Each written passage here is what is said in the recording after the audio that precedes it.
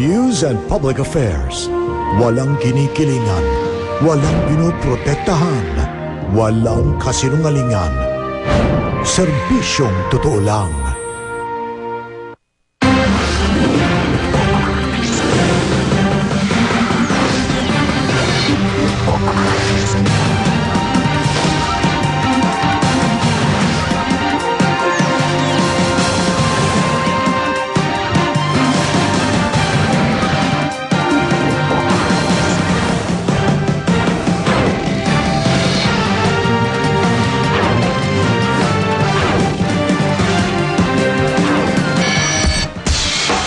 Kasama nyo ng isang liga na katotohanan. Darito na mga balitang dapat nating sama-samang saksihan.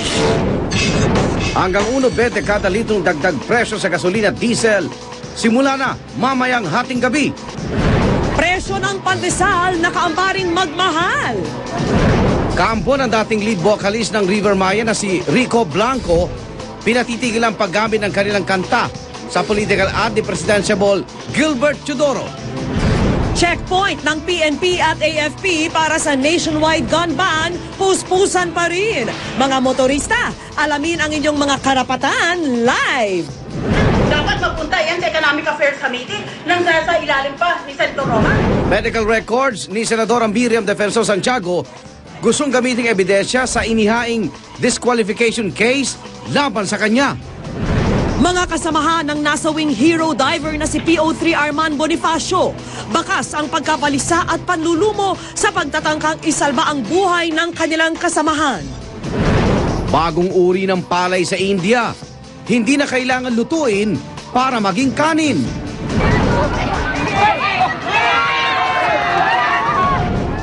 At mga babae, nakipagsabayan sa pagpapatumba ng baka sa Rodeo Festival sa Bukidnon.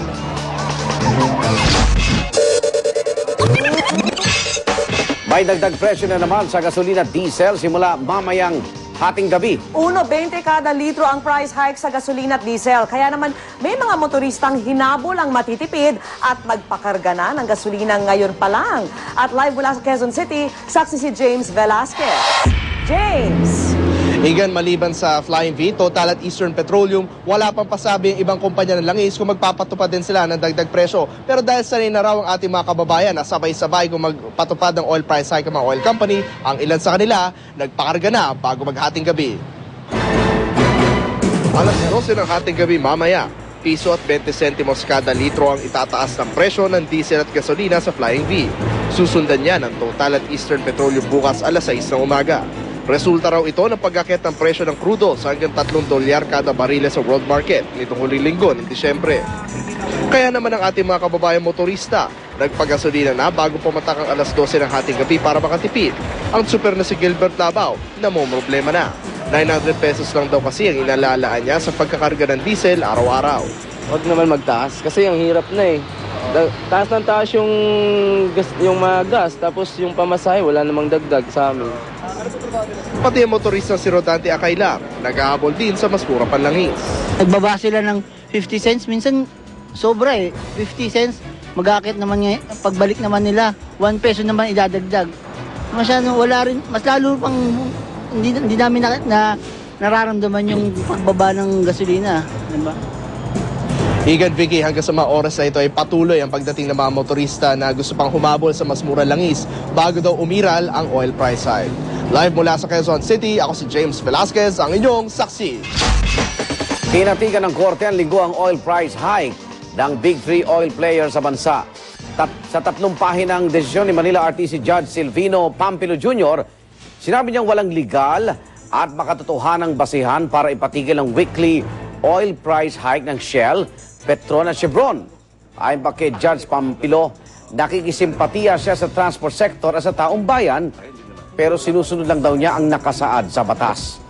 Magsasampa naman ang motion for reconsideration ng grupong Social Justice Society o SJS dahil naman sa sunod-sunod oil price hike, hilingin ng mga transport group na ibalik na sa 750 ang minimum na pasahe sa jeep. Samantala, nakaambang tumaas ang presyo ng pandesal sa mga susunod na araw. Dahil po yan sa mataas na presyo ng harina at asukal, mga sangkap sa paggawa ng tinapay. Nakatakdang magtaas ng 20 pesos ang kada bag ng harina at dahil dyan, maglalaro sa 770 hanggang 790 pesos ang kada bag ng harina. Bukod sa harina, tumaas na rin ang presyo ng puting asukal. Pumapalo na ngayon sa 2,150 pesos ang bawat bag ng asukal o katumbas ng 45 pesos kada kilo.